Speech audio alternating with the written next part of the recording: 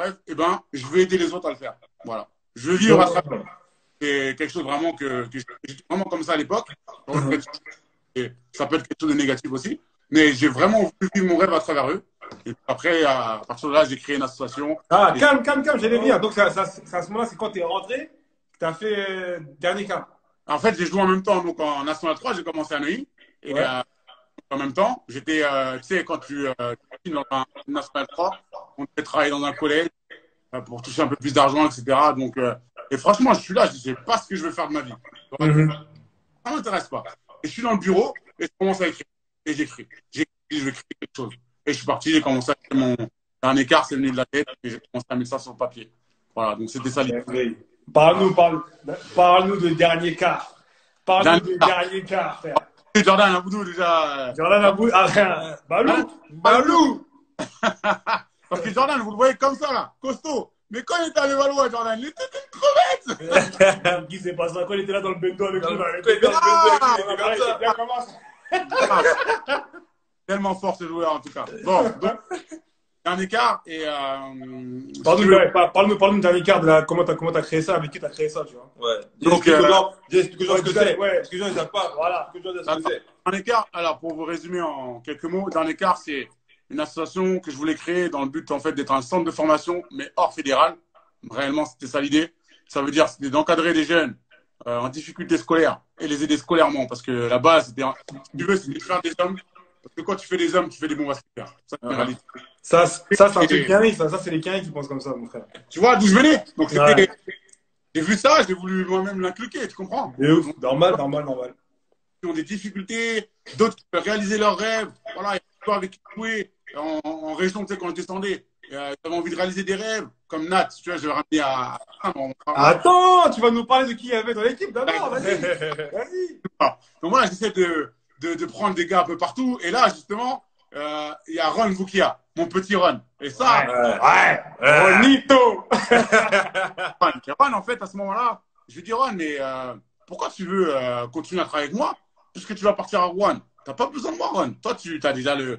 En fait, tu es dans le cursus, tu vois, tu n'as pas besoin de moi. Lui en fait, il n'était même pas dans le dernier quart, en fait. Il n'était pas dans le dernier quart. Dernier quart, c'est mon idée. On s'entraînait déjà un peu dans la rue, mais le prémisse de dernier quart, forcément, c'est Ron. Ouais, c'est Ron, ouais, bien sûr. Et on faisait des choses avec Pagis aussi, parce que Pagis, ouais, Pagis. Et on entraînait ces mecs-là au début. Donc, on avait vraiment envie, tu vois, de créer quelque chose. Derrière, c'est là où on s'est dit, on va faire quelque chose de différent. Et ces mecs-là, bon, lui, je voulais le prendre. Ron, pour moi, il avait déjà le cursus. Et tu sais, là, je vais le dire comme ça devant tout le monde. Je m'excuse pour Ron. Que, en fait, je l'ai mis à l'écart. Et toute sa vie, je l'ai mis à l'écart. Toute sa vie, depuis qu'il est petit. Depuis qu'il est petit, ce gamin, à chaque fois qu'il avait le talent, au début, c'était ouais, t'as pas besoin. Ouais, mais t'as pas besoin. Donc, moi, je l'ai mis à l'écart. Tu vois, je l'ai dit, ah, t'as pas besoin de moi. Je préfère les personnes qui ont besoin de moi. Et il a mal vécu ça. Il a mal vécu. Au début, c'était dur pour lui. Il m'a reproché.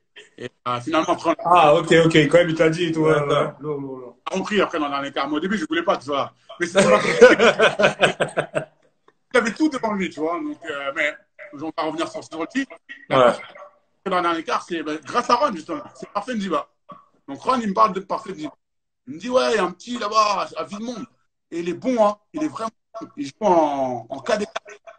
Mais Julien, je t'assure, je me fais confiance. Si tu me dis qu'il est bon, c'est qu'il peut être bon. Il me dit, ouais, par contre, les gens l'aiment pas. Il dit, je la raconte, etc. Il avait une grande gueule à l'époque déjà. Je me remets un peu sur lui, tu sais, je vois un peu, tout le monde me dit, ouais, il est comme ci, il est comme ça, nanana. Tu vois les préjugés que les gens peuvent te mettre sur ta tête, tu vois. Ouais. Toute notre vie, c'est ça. Et ça m'énerve. On te met un préjugé sur ta tête et je ne sais pas pourquoi. Donc, je me suis dit, moi, je vais aller lui parler de moi-même et je vais voir comment il est, le gamin. Donc, j'attrape, après, on était à un tournoi, sélection toujours qui avait élu à Noisy-Grand. Et je l'attrape et je dis, écoute, on m'a beaucoup parlé de toi. On m'a dit que tu étais un bon joueur. Ben, moi, je vais t'amener à haut niveau. Il m'a regardé comme ça. Et il me dit, OK.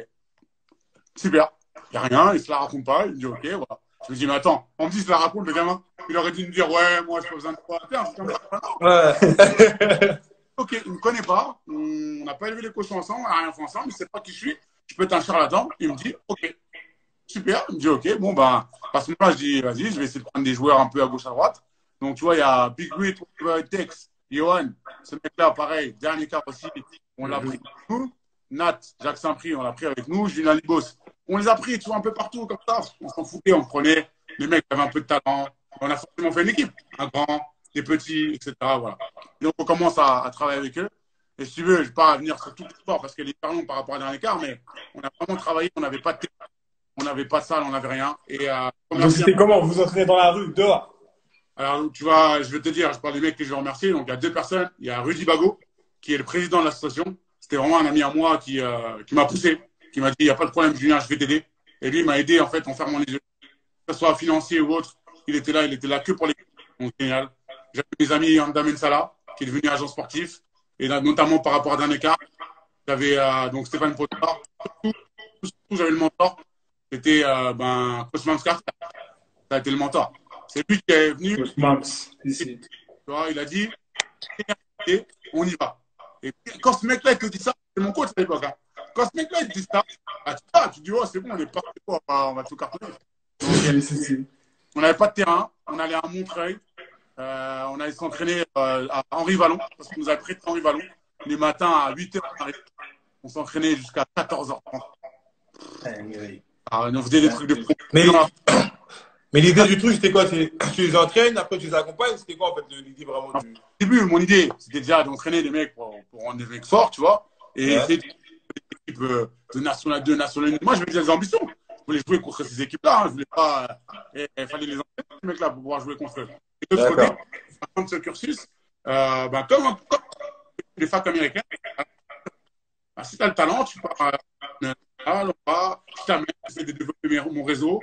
J'essaie de faire en fait, je travaille comme un dingue pour essayer de réaliser leur objectif. Mais toi, en plus, tu démarrais dans le truc, donc tu te développais aussi en même temps qu'eux, en fait. Tu grandissais comment? Coaching, c'était ça. Déjà, j'avais des idées. Mais les idées elles se basaient sur les entraîneurs américains. J'avais Mams qui me passait on avait, tu vois, les colloques américains. Nous, on regardait les colloques américains. Puis j'avais la culture américaine que j'avais vécu avec j'avais vécu quelque chose de Montréal. J'avais vécu quelque chose de fou, tu vois. Donc, il fallait que je partage ça. Obligé. Et donc, j'apprenais et on s'entraînait comme des malades. C'était vraiment. Les gars, ils parlent de la salle.